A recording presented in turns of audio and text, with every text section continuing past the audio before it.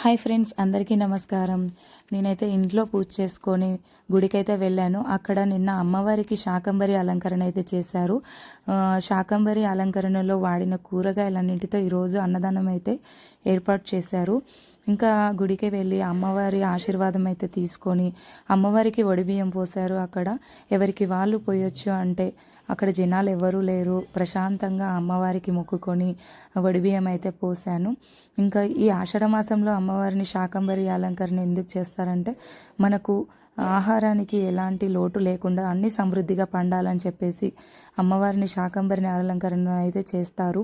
ఇంకా శాకములు అంటే కూరగాయలు కదా, అందుకే అన్ని కూరగాయలతో చేస్తారు కాబట్టి శాకంబరి అలంకరణ అని అంటారు. ఇంకా అమ్మవారిని చూడండి, ఆ అలంకరణలో చూడడానికి రెండు కళ్ళు అయితే సరిపోలేవు. చాలా అంటే చాలా ప్రశాంతంగా అనిపించింది అమ్మవారిని చూస్తూ ఉంటే. ఇంకా అక్కడే సీతారాములు, ఆంజనేయ స్వామి, శివుడు, వినాయకుడు ఇలా అందరూ దేవుళ్ళు ఉన్నారు. అందరి దర్శనం అయితే చేసుకొని ప్రశాంతంగా కాసేపు అక్కడ కూర్చొని అన్నప్రసాదం అయితే స్వీకరించి ఇంటికైతే వచ్చేసాము. ఆ అన్నపూర్ణాదేవి ఆశీస్సులు మనందరిపై ఉండాలని కోరుకుంటూ ఓకే మరి బాయ్.